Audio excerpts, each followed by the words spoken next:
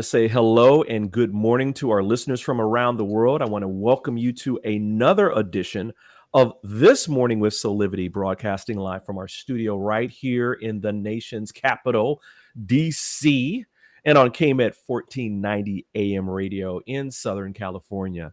My name is Brian Wesley Johnson, and again, I am so glad that you're here with us. We have a fantastic show coming up for you today. It's going to be deep. It's going to be powerful. It's going to be empowering. But before we get to it, I want to also introduce my amazing co-host, Sheila Applegate and Dr. Chanel DeGuzman. Good morning to both of you. Good morning. Good morning. Man, a lot has happened during, a lot has happened during the week. This has been a big, powerful week for a lot of things happening. I mean, people getting indicted and convicted and, all kinds of other things. But today we're going to talk about something very important, and we're going to be introducing our very special guest in just a second. And our topic, how has the week been for both of you?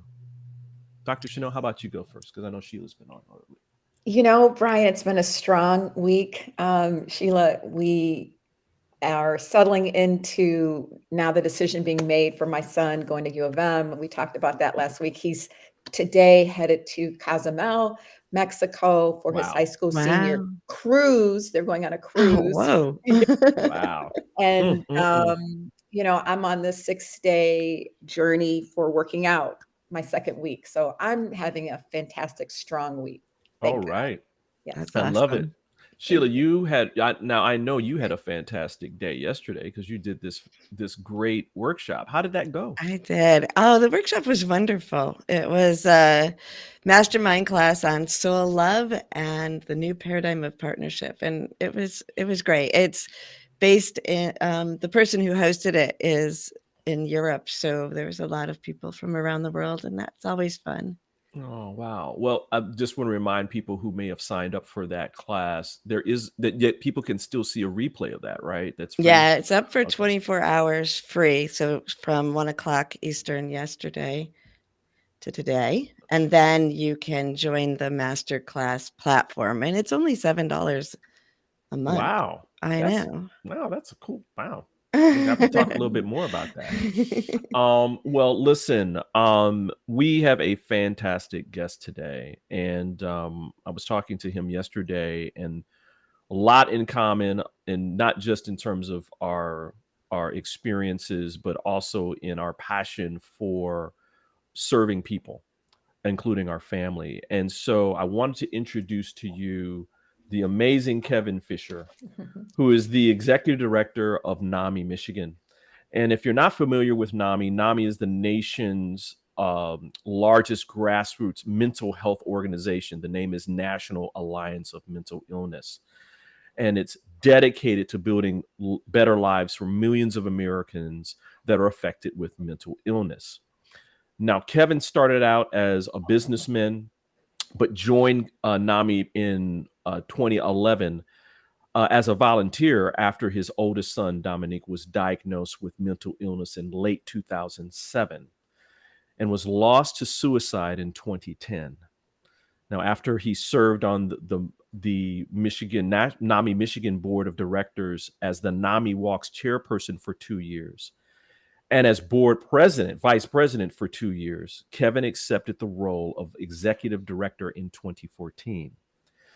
As a mental health and suicide prevention advocate, Kevin is the founder and director of the Dominique Fischer Memorial Foundation and the CEO of EverybodyVersusStigma.com. He's also the president of Crisis Intervention Team International and a member of the Michigan Governor's Suicide Prevention Committee. And there's so many more prestigious organizations that he is part of that I can't get to because we don't have enough time. But I will say this. He was quoted as saying, this is his last job, his last fight, because Kevin is dedicated to eliminating the stigma of mental illness, which he considers the leading barrier to the early diagnosis and treatment, which leads to better outcomes for all. So with that, Kevin, it's my pleasure to have you here, brother. I mean, I've been waiting for this for a minute. It is my pleasure to be here. Thank you so much for having me, Sheila and Chanel. Thank you for inviting me. And you're right, Brian. This is a powerful conversation, and I'm excited to be here. Wow. I guess my first question is, you know, we talked a little bit about how you got into this fight with your son being diagnosed. Can you go into a little bit more about that and how that relates to stigma? Yeah,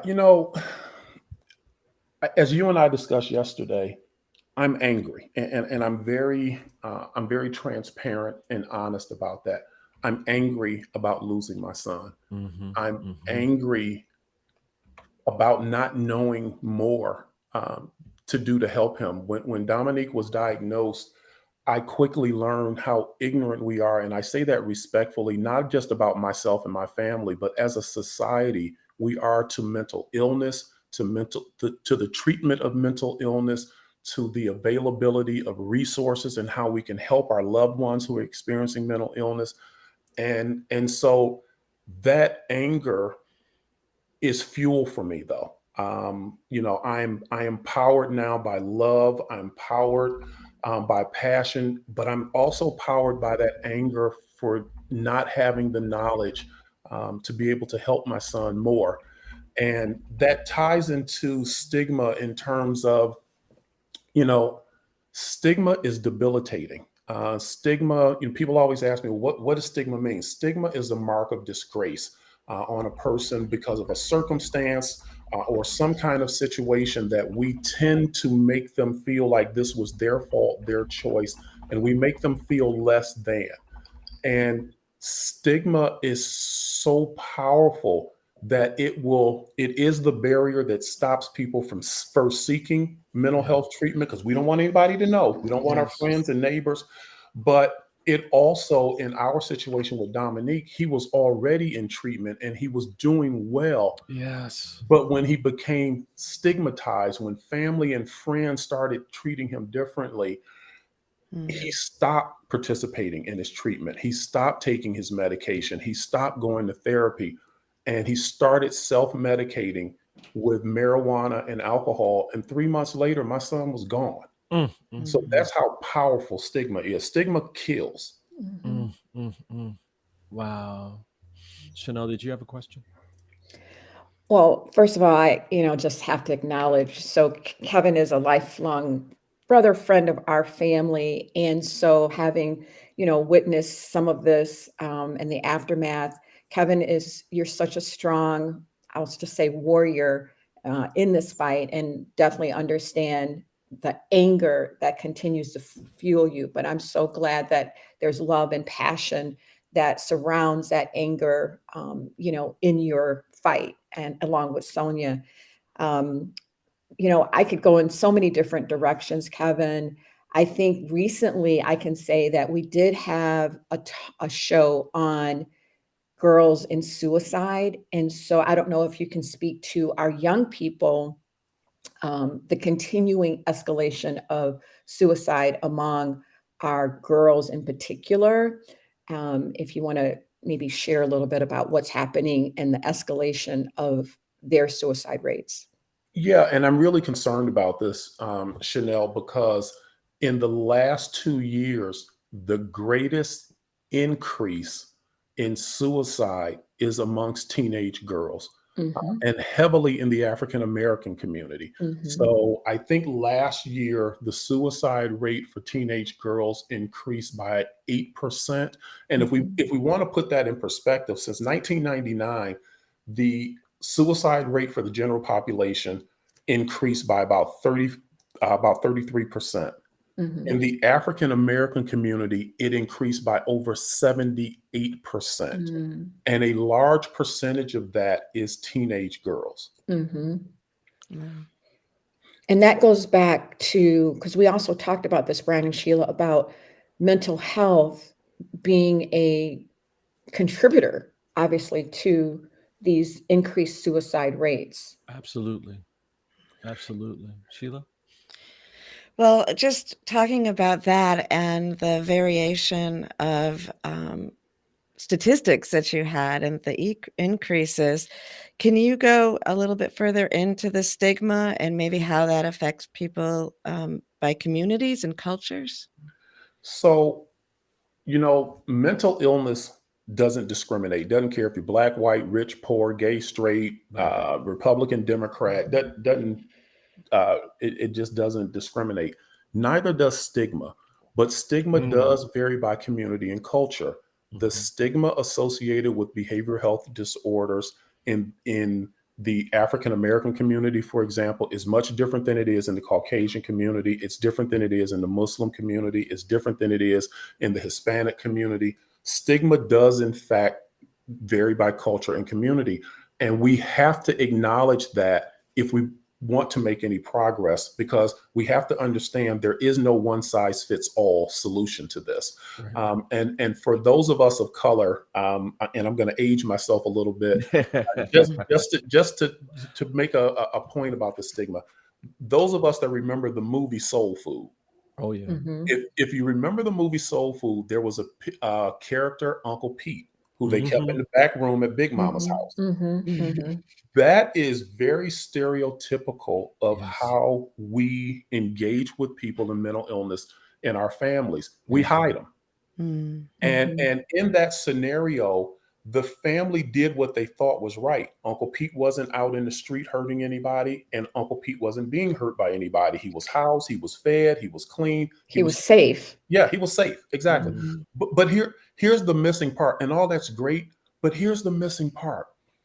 What if Uncle Pete wanted to have a life? What if Uncle Pete wanted to Right. have Right. a family? What if Right. Uncle Pete wanted to go to school or go to church? Mhm. We've deprived, not only have we deprived Uncle Pete of that by not getting him treatment, but what about the effect it had on Big Mama's house? I mean, Big Mama's life, because I've had this real life scenario that I've had to deal with folks over the last few years. And I've had mothers who are in their 80s saying, look, I got this 55-year-old son Mhm. who's seriously mentally ill living in my house.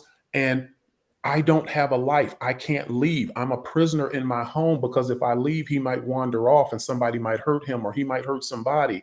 And so they come to me and they say, can you find me a solution? Because I only have a little life left and I want my life back. Or who's going to take care of my child after I'm gone? Right. Mhm. Right. Mhm. Mhm. Right. So that stigma, it's a big deal and it varies by community and culture. And really quickly, Brian and I were talking yesterday.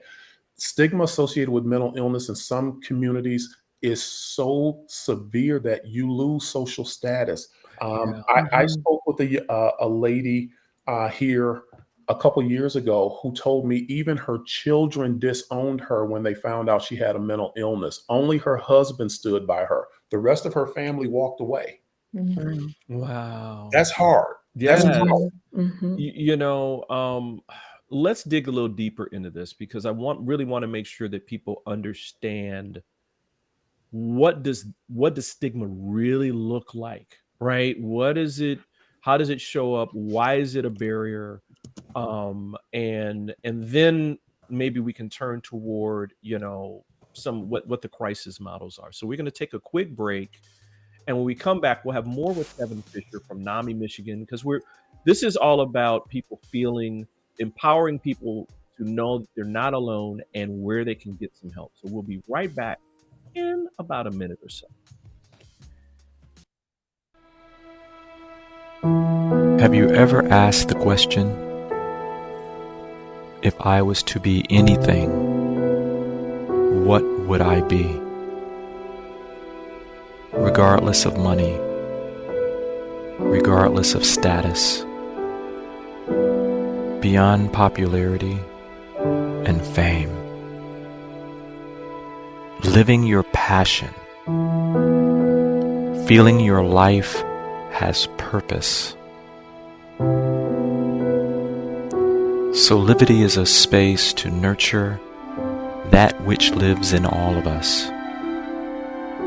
A place where work can become play, and doing what we love creates the dreams of a lifetime.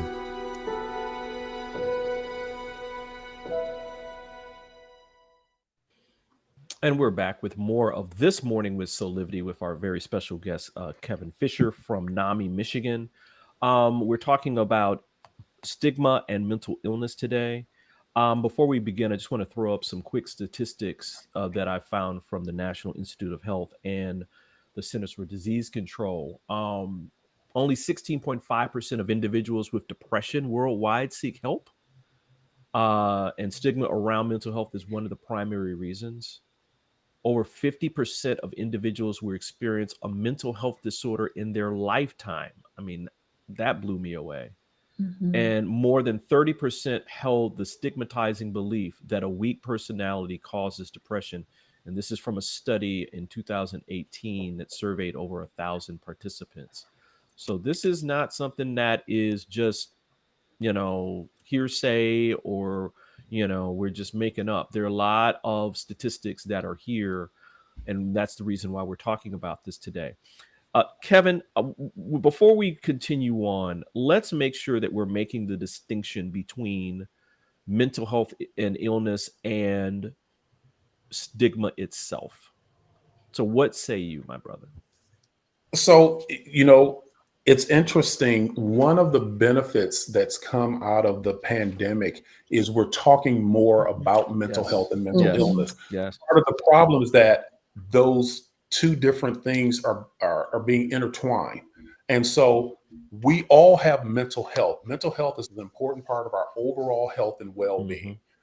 But we don't all have mental illness. Mental illness is a medical diagnosis, and it's the product of an interaction of biological, psychological, and social factors. So mental illness can be hereditary. Mental illness can be triggered by trauma. Mental illness can be triggered by substance use.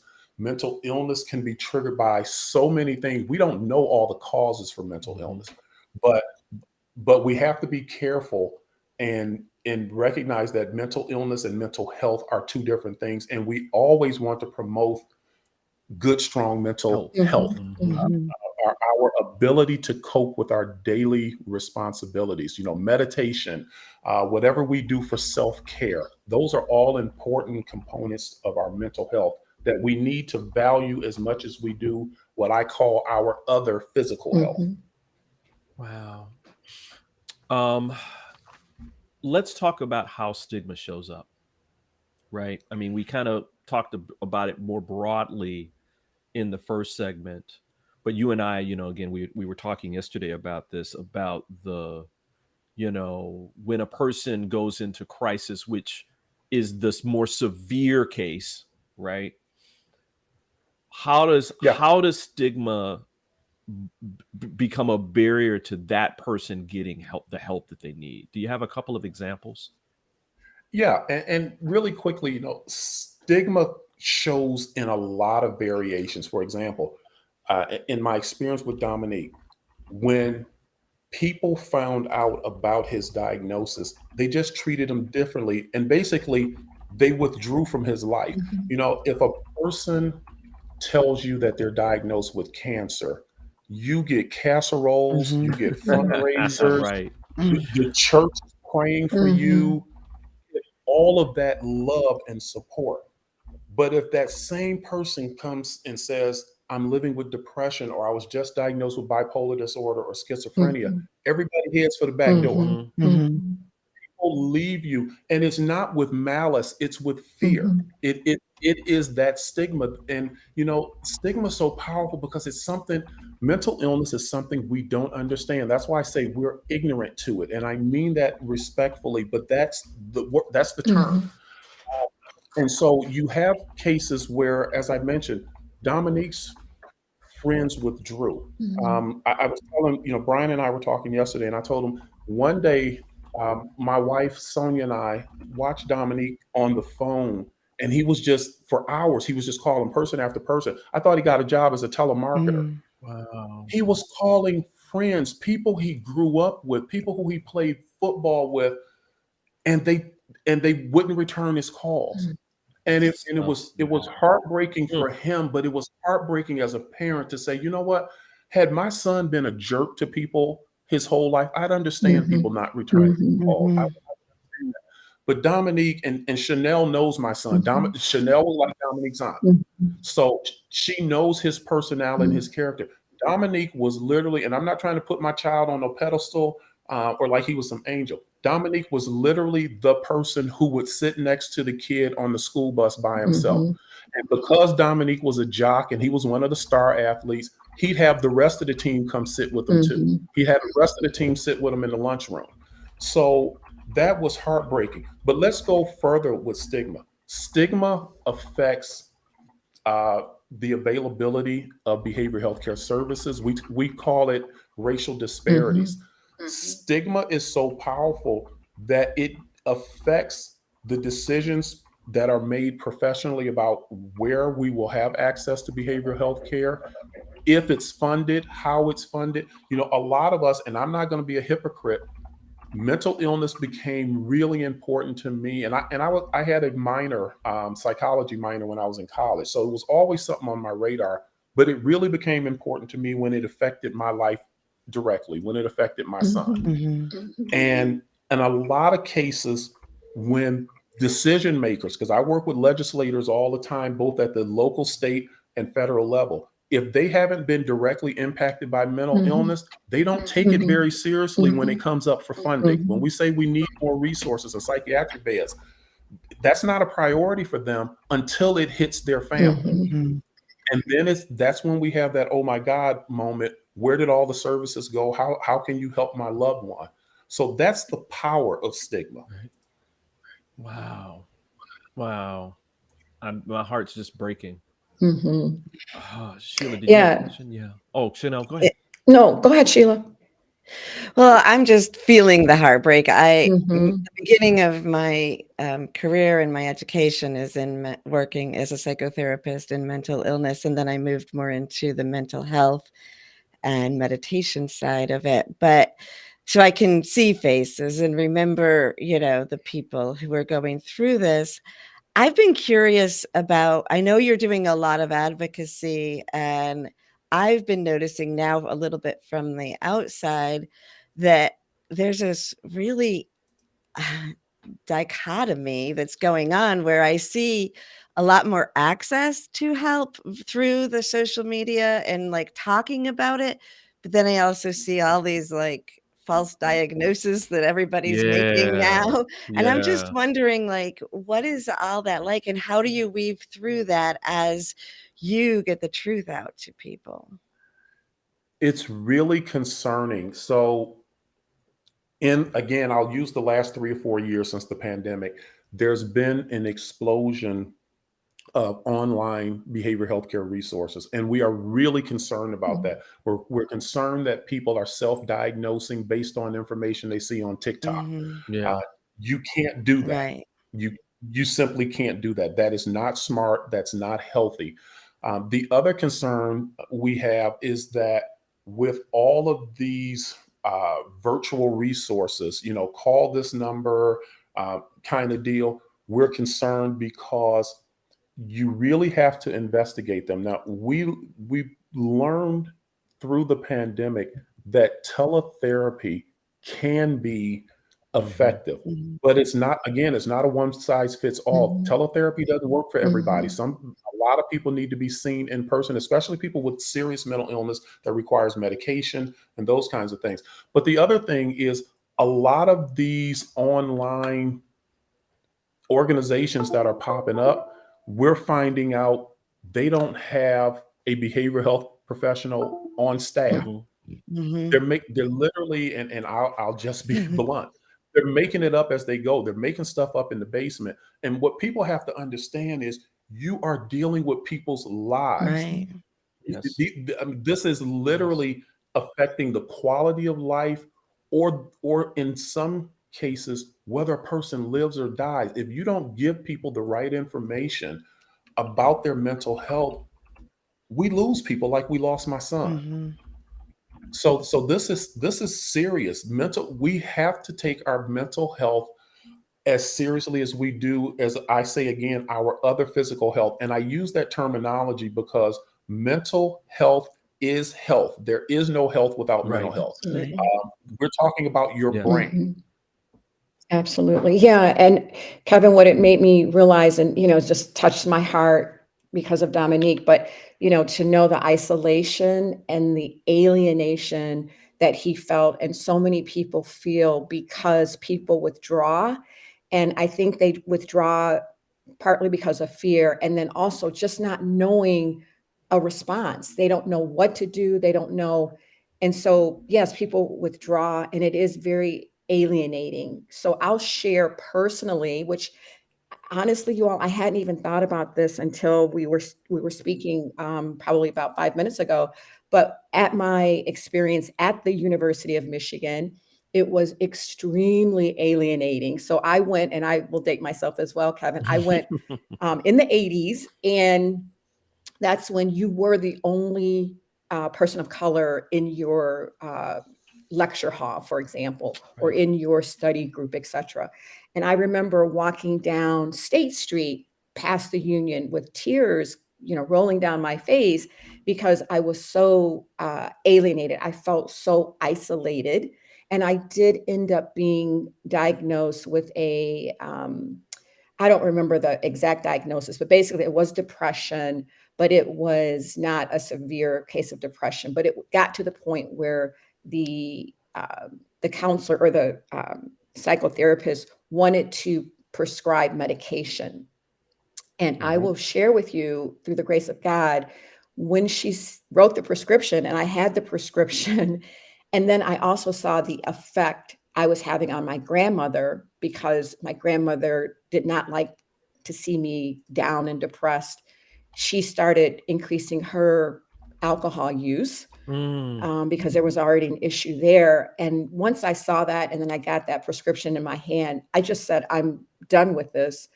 And I was able to change my circumstance, change my outlook. So whatever happened, it was a direct intervention from God. And I know it doesn't happen like that for everyone, but I just remember being so alienated and isolated. And so being able to surround yourself with people who can help, um, and then just recognizing that sometimes people they just don't know what to do, and they don't know what to say. And I'm not giving people a pass, Right. but Right. what I am saying is that people responses are so different. Yeah, go ahead. I'm sorry, really quickly, because Brian, you mentioned you provided a statistic about depression, and Chanel's mentioned depression. Depression is one of those really scary terms that I think we have Yeah. to talk Mhm. about for just a Yeah. Mhm. second, Yeah. because the term depression is so loosely and widely Amen. used that we tend to take it for Amen. granted. Mhm. So let me put it in a real quick perspective. Depression is the leading cause of disability worldwide. Mhm.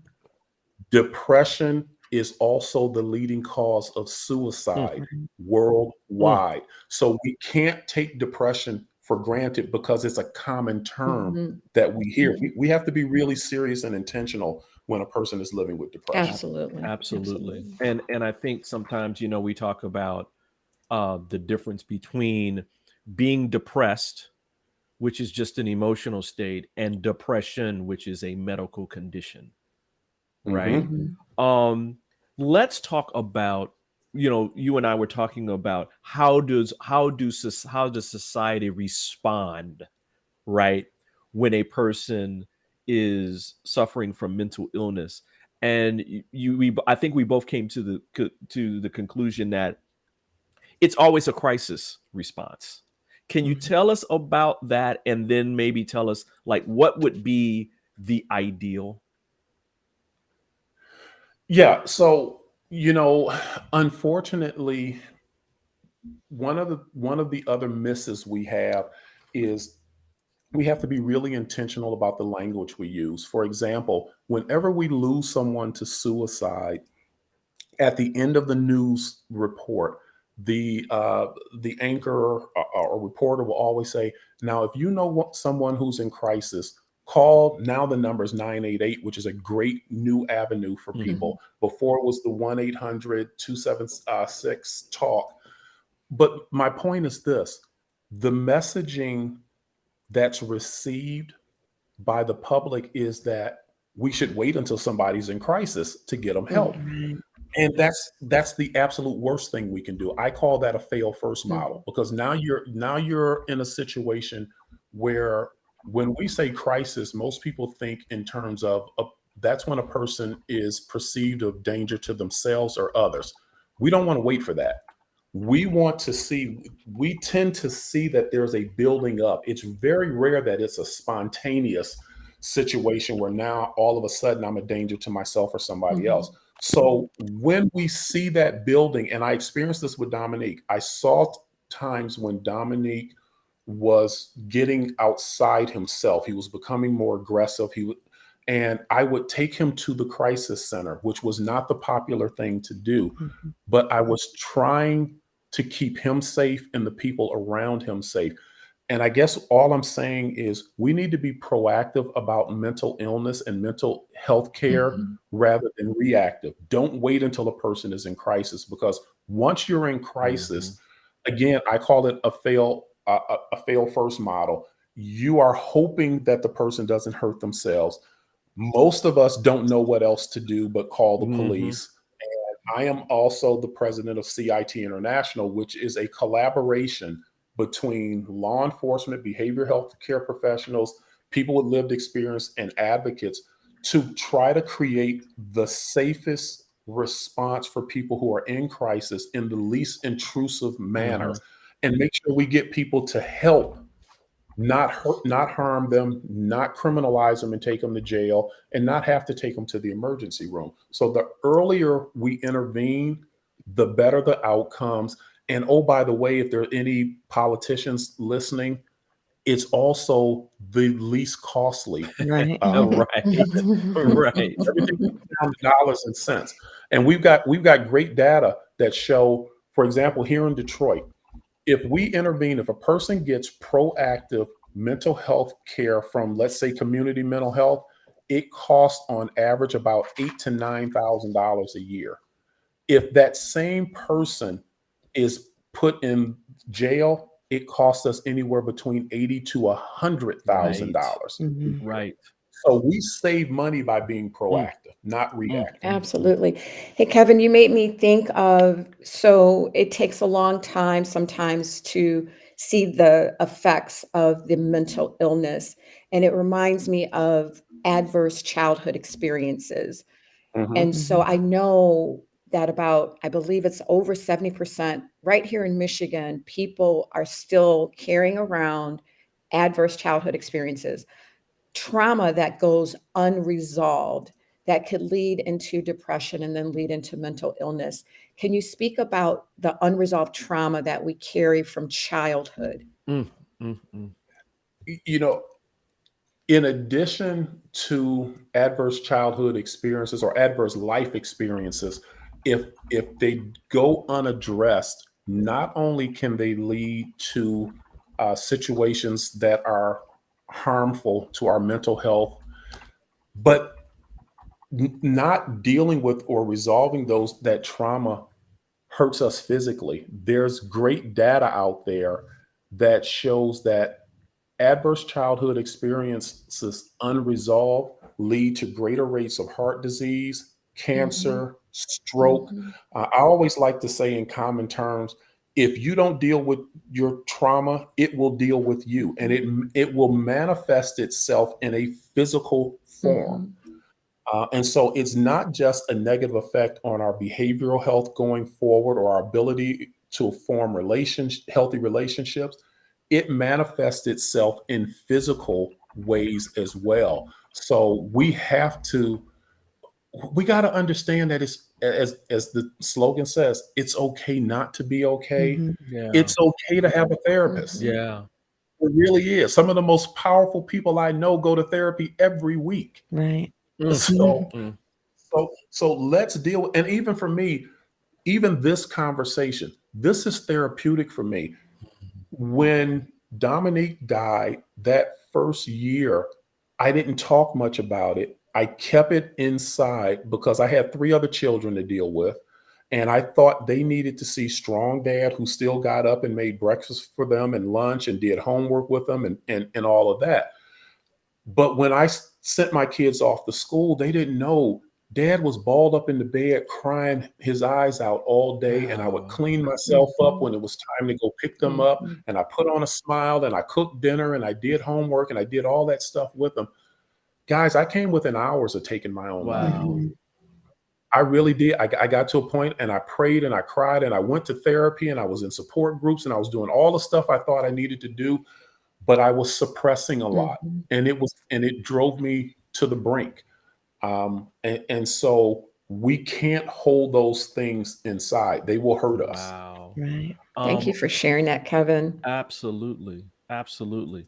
Listen, everyone, we're going to take another quick break. And when we come back, speaking of resources and support that is available for people, we're going to talk about maybe a little known law that created abundant resources for people around the country. And Kevin's going to show and tell us about that after we get back. So we're going to take a quick break and we'll be back with more of This Morning with Soulivity. 6 years ago, when I started Soulivity, my vision was to support everyone in improving their life through the discovery of their passion and purpose, so they could become the best version of themselves, to battle fear and ignorance, and create a better world today. Get inspired to live your passion and purpose.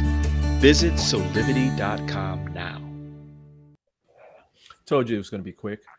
We're back with more of This Morning with Soulivity. We are talking about stigma and mental illness, and that you are not alone if you or a loved one are suffering in silence, that there's resources for you. And one of those resources, Kevin, is something that a lot of people don't know about. Can you first talk about the law that was signed by President Joe Biden, that was crafted by Debbie Stabenow and former Senator Roy Blunt? Yeah, so it's called Certified Community Behavioral Health Clinics, or in the behavioral health world, we use way too many acronyms, CCBHC. So listeners, if you just Google CCBHC, Certified Community Behavioral Health Clinics, you will find this. This is the most significant, useful, and I'm stressing useful here because it's available today, mental health legislation since John F. Kennedy's Community Mental Health Act of 1963. CCBHCs effectively provide behavioral health care for anybody, and let me restate this, high quality behavioral health care for anybody who arrives at one of these designated behavioral health care providers, regardless of the severity of your diagnosis, regardless of your insurance status, regardless of your ability to pay. One of the reasons that people don't seek professional behavioral health care because they think they can't afford it. CCBHC takes that off the table. It is, as my kids call it, a game changer. So in the state of Michigan, for example, there are 34 CCBHCs where you can walk into CNS Healthcare, Hygera, the Guidance Center, and you can receive high quality behavioral health care regardless of the severity of your diagnosis. Now, why is that important? Because in private practice, and to my friends who are private practitioners, I mean you no harm. But you can do what we call cherry pick. Right. You can choose your client, you can choose your patient, and you can choose to say, you know what, this case is too severe, I don't want it. Well, CCBHCs can't turn anybody away. People are concerned about their insurance status. And here's what's really interesting. Most of us who have good jobs and have good benefits would like to think that if I or my family members experienced a behavioral health crisis, I got Blue Cross, I got great insurance, they're going to cover me. No, in many cases, you are better off there are more resources available to you if you're Medicaid eligible than if you have top of the line health insurance. Wow. And so that's where, regardless of your insurance status, comes into play, because CCBHCs don't care. And the other is regardless of your ability to pay. So you don't have to worry about that. And the other that's really significant here is, because the mental health issue or mental illness is a crisis in the country, I hear lots of stories from people who say, I can't get an appointment for 6 months, 8 months, 12 months. CCBHCs have to see you within 2 weeks. And most of them have appointments scheduled for you within days, if not same day. Mhm. So it is powerful. It is the best kept secret in America, and it should not be. I want to shout it from the rooftops that this is available, because it's life-changing and life-saving availability to resources today, now. This is not coming in the future. This is here. And I absolutely salute Senator Stabenow and former Senator Roy Blunt of Missouri, because this is a bipartisan product. We know, unfortunately, we live in this bizarro Democrat Right. world. And so for them to be able to set all that aside and make this happen is absolutely monumental. When you told me about this yesterday, and we have information that we have in our chats, and that there's even an information packet that you can download. We have the link there for that. When you told me about this yesterday, my mind was blown away, because there's so much talk about the division and the adversity, especially here in where I live in the nation's capital, that there's so much of that noise that when something like this happens, there's not enough room, there's not enough air. So we're going to make sure that people know about this. And in fact, I'm just letting people know that, Kevin, you're coming back. Notice I didn't ask you. I didn't ask you when you come back. I said, you're coming back. I'm going to wrestle you in the headlock. You got some height on me. Man, I look forward to it. Because this is, as you know, I mean, we and everybody on the show knows that, my biological mother suffered from mental illness, specifically diagnosed as manic depressive, which it would be now schizophrenia, bipolar disease, that she suffered for basically almost her entire life. And that stigma stopped her and her family and others from getting her the support that she needed. I mean, my brother and I were very, very young at when she was diagnosed. And so resources like this, resources like NAMI that are out here now that are trying to do the good work, we're going to do everything that we can to promote it, to bring more awareness, and let people know that there's help, that there's people that will support you. Any final words that you want to say around stigma and mental illness, and anything that you want to say? Please, if you or someone you love is affected by mental illness, please don't let stigma be the barrier. When we say you are not alone, you're not. More than a quarter of our society is affected by mental illness every year. You are absolutely not alone. Please treat your mental health as importantly as you treat your other physical health. If you were bleeding or experiencing shortness of breath, you'd have no issue saying, look, I got to go to urgent care, or we're going to go to the ER. Let's do the same thing with our mental health. You can get an evaluation. It's nobody's business. And it's nothing to be ashamed of. So please take care of yourselves. Oh man, Kevin, thank you so much for being here. Thank you for the opportunity. And again, you coming back. I ain't hearing no maybe or none of that. You coming back on here, brother. Well, there's just so much that we didn't get a chance to talk about. So I'm so excited about just having the opportunity to continue to bring awareness and to provide resources. So Kevin, thank you so much. Thank you. I look forward to it again. And Chanel, I'll see you soon. Absolutely. All right, we're gonna take a quick break, and when we come back, we'll have some final thoughts from all of us. Have you ever asked the question, if I was to be anything, what would I be? regardless of money, regardless of status, beyond popularity and fame. Living your passion, feeling your life has purpose. Soulivity is a space to nurture that which lives in all of us. A place where work can become play, and doing what we love creates the dreams of a lifetime.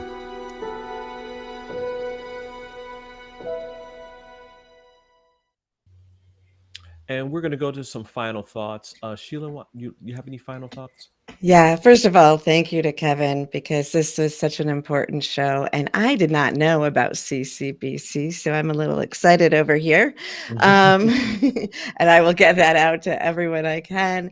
But there were a couple things that I wanted to say that kind of came out as the show went on. And one is Kevin so graciously shared his feeling of coming close to suicide. And I noticed in the way he spoke about it, it was when he was starting to get a little bit better. And I think that that's a really important part to point out to people, that people are actually more at risk of suicide when they're on the upswing, because they have enough energy to commit suicide and take that action, than when they're in the deepest spot. And that's not everyone, but I think that that's one of those aspects why it's so important to get help from people who can watch for those things versus what might be happening online right now, because there's little subtleties that we need to look for and make sure that we can support people in. And also, the sooner the better. Most people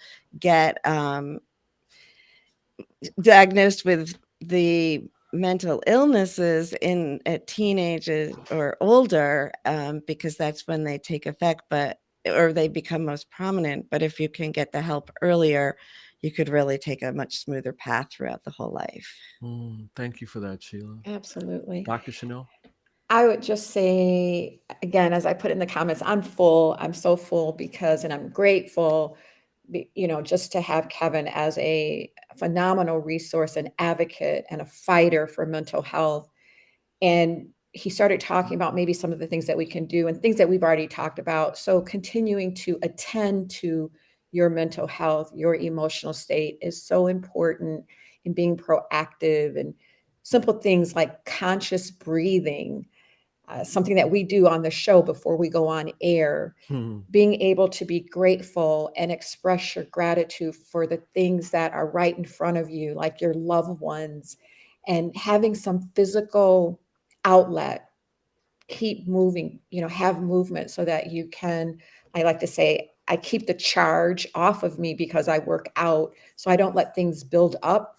And so we don't turn to, external stimulants, for example, like my chocolate bar, right? So just being able to attend to our mental health is so important. And I'm so inspired by Kevin's work every time that I talk to him, especially as it relates to our young girls, and in particular, our African-American girls. So again, I'm very full. Thank you for that, Dr. Chanel. My final thought may be an aspect that I think that we don't talk about enough, and that is the resources that Kevin was talking about and that we've been talking about during this show and that are out here are not only for the people that are affected by mental illness directly. They're also for the people who could be supporting those people, family, friends, colleagues, work. You can call and you can reach out to those numbers and get support around how you could handle and how you can support those people. That's part of the bigger picture here.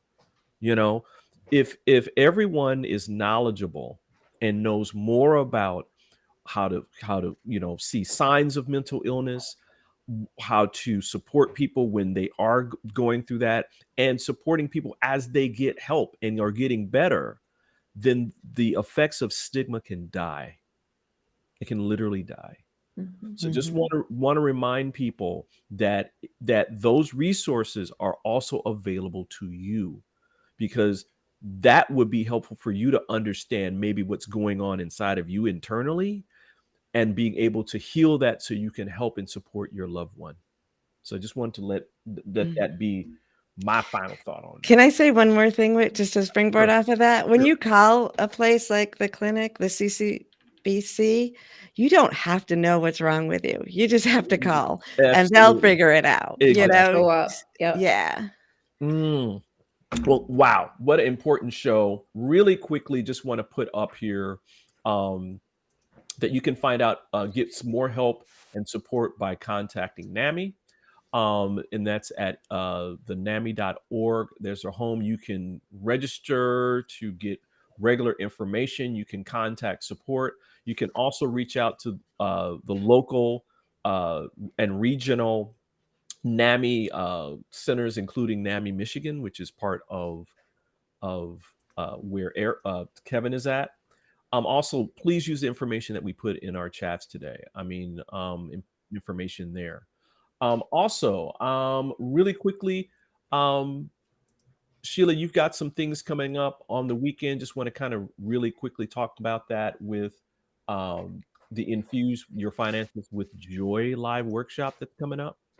Yes, I have a Infuse Your Finances with Joy workshop coming up on Aspire. And that is 1 to 3 p.m. Eastern time. And I'm joined with Helena Goldstein from the Joy Keepers Network. And we're going to dive deep into finances and how we can approach them from a more joyful way. And Dr. Chanel, as always, as part of this, you have some coaching sessions that you have available. Absolutely. Just continue to offer my complimentary coaching sessions so that we can start the conversation. We can find out where you are, where you want to go, and find out what those gaps are. And it could include that unresolved trauma where we might refer you on, but at least we are starting a conversation. So always you have somebody to talk to. Excellent. Well, we've got to go. We'll see you next time on This Morning with Soulivity.